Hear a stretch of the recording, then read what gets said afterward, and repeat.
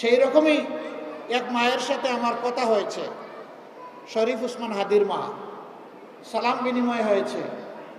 তিনি যখন অসুস্থ ছিলেন হসপিটালে, তখন অত্যন্ত পর্দানশীল মহিলা, দিনদার মহিলা, আলহামদুলিল্লাহ তার সন্তানকে তিনি জাতির জন্য উপহার দিয়েছেন। হাদি দুনিয়া থেকে চলে গিয়েছে, কিন্তু কোটি কোটি হাদি সে তৈরি করে রেখে গেছে। হাদিরা বেঁচে থাকলে বাংলাদেশ পথ হারাবে না ইনশাআল্লাহ। ইনসাফের বাংলাদেশ কায়েম হবে।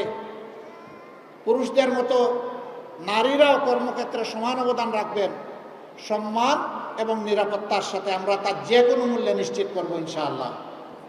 চলাচলের জন্য বড় শহরগুলোতে আলাদা বাস সার্ভিস থাকবে, পিক আওয়ারে তাদের জন্য আলাদা গাড়ি থাকবে। পুরুষদের অসুবিধা নাই, মাইলের পর মাইল হাঁটবে, বাইক চালাবে, বাইসাইকেলে আসবে, পাবলিক ট্রান্সপোর্টে উঠবে, ঠেলাঠেলি করে, সমস্যা নাই। কিন্তু আমার মায়ের সমস্যা আছে, সেই সম্মানটা আমরা নিশ্চিত করবো ইনশাআল্লাহ।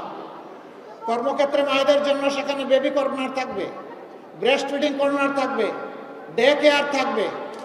এই সব ব্যবস্থাও নিশ্চিত করা হবে। পর্যাপ্ত পরিমাণ একটা সংখ্যা যদি সেখানে মায়েদের অবস্থান থাকে, একেবারে কম হলে করাটা কঠিন হবে।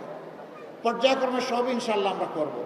আমরা বলেছিলাম যে সমস্ত মায়েরা সন্তান পুষেন তাদের জন্য আমরা 5 ঘন্টা কর্মঘণ্টা করতে চাই।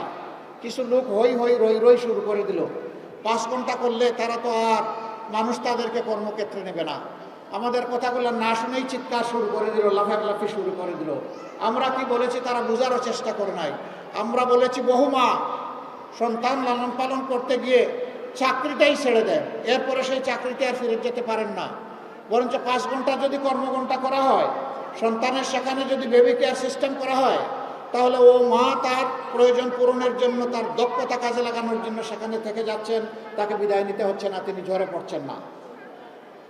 আমরা বলেছি এই যে গ্যাপ হবে, এই গ্যাপের দায়িত্ব রাষ্ট্রকে নিতে হবে। মারাই তো রাষ্ট্রের বুনিয়াদ, তাদেরকে বাদ দিয়ে তো কোনো কিছু কল্পনাই করা যাবে না। যারা সন্তানও আপনার মতো আমার মতো সন্তানকে বড় করলেন, আবার কর্মঘণ্টা ওই সময় কঠিন সময় 8 ঘন্টা আপনার মতো আমার মতো করতে হবে, এটা কি অবিচার নয়?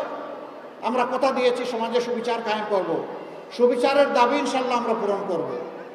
কোনো মা তার কর্ম থেকে ড্রপ হয়ে আসবেন না, কর্মের সাথে লেগে থাকবেন যদি তিনি চান।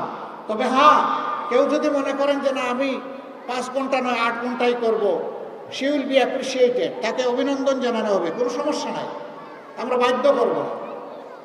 সম্মানিত মা ও বোনেরা, এটা কি শুধু মুসলমান মায়েদের জন্য?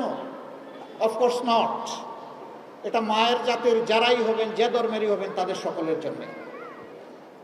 তবে একটা জিনিস আমরা ফিল করি, চলাচলে সফরে প্রয়োজনে আপনাদেরকে বিভিন্ন মার্কেটে একান্ত প্রয়োজনে যেতে হয়, কিন্তু পুরুষদের জন্য পর্যাপ্ত ওয়াশরুম, নামাজের জায়গার ব্যবস্থা থাকলেও মহিলাদের জন্য, নারীদের জন্য সেটা থাকে না। আল্লাহ যদি আমাদেরকে এই সুযোগ দেন, জায়গায় জায়গায় মার্কেট যারা বানাবেন তাদেরকে কন্ডিশন দিয়ে দেওয়া হবে, এটা নিশ্চিত করতে হবে আপনাদের। পুরুষরা দৌড়াদৌড়ি ছুটাছুটি করতে পারবে, আমার মা যাবে কোথায়? যার সবচাইতে প্রয়োজন তার জন্যই কোনো ঠিকানা নাই, যার প্রয়োজনটা ছোট তার জন্য সব রেডি করে রাখা হয়েছে। আমরা মাতৃতান্ত্রিকতাও চাই না, আমরা পিতৃতান্ত্রিকতাও চাই না, আমরা একটা মানবিক সমাজ চাই। উভয়ের সমন্বয়ে আমরা একটা মানবিক সমাজ চাই। আমরা কোনো ক্লেশ চাই না, বিভাজন চাই না, ধর্মেও চাই না, বর্ণেও চাই না, আমরা কোনো জেন্ডারেও কোনো ব্যবধান চাই না। তবে আল্লাহ তাআলা যার জন্য প্রাকৃতিকভাবে যা তৈরি করে দিয়েছেন সেইটাকে নিয়ামত হিসাবে কবুল করে নিয়েই আমাদের শুকরিয়া আদায় করতে হবে। এটাই আমাদের কথা।